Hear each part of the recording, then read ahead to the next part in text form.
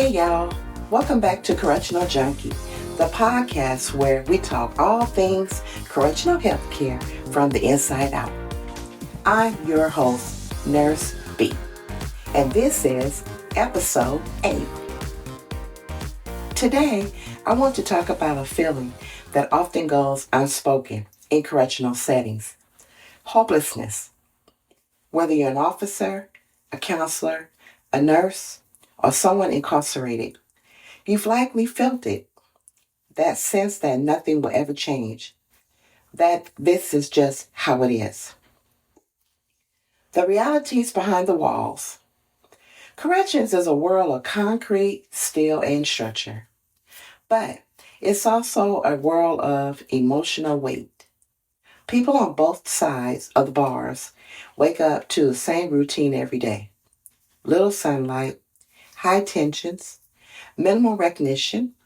Corrections is a system built to rehabilitate, to correct, to hold accountable. For those incarcerated, hopelessness can grow from long sentences, limited visits, lack of meaningful programming, and being defined forever by a mistake. You hear it in the silence of men and women who feel forgotten by society. For staff, hopelessness creeps in through constant stress, short staffing, lack of support, and the emotional numbness that builds from day to day of crisis control. You see it in the tired eyes of the staff, who give their best every day and wonder if it makes a difference. You feel it in the heavy air, where trust is scarce, change is slow, and dignity is often a silent casualty. We are expected to be strong, to keep order, to keep moving, but inside, many are struggling. Now y'all ask, what are the consequences? Well, hopelessness doesn't just affect morale, it affects safety. It affects mental health. It affects how we treat others and how we see ourselves. It's a warning sign. It's what happens when morale drops, when support systems fail, and when people are seen only as numbers, not as human beings. We lose sight of possibility. We stop believing that rehabilitation is real. We stop caring. And when that happens, we all lose. Staff, inmates, families, and the communities we return to. Now, the shift that we need, the truth is, hopelessness isn't weakness. It's a signal that we're running on empty.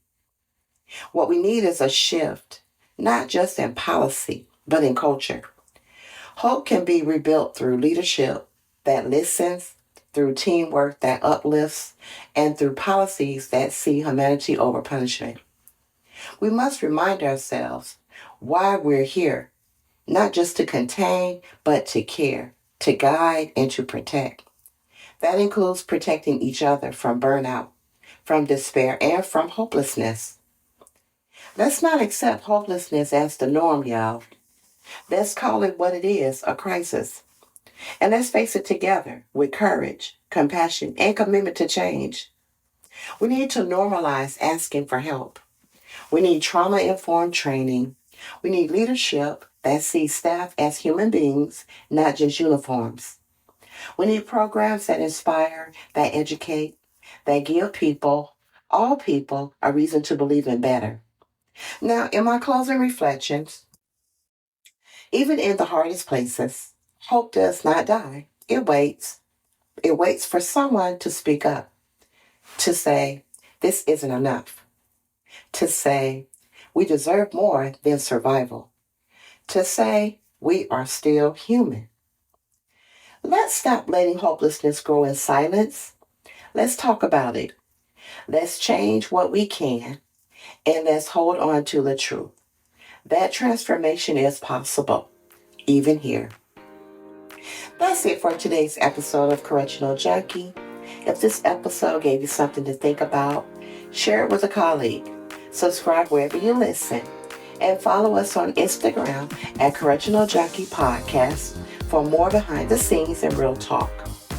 Until next time, keep showing up, keep standing strong, and keep doing this work that matters.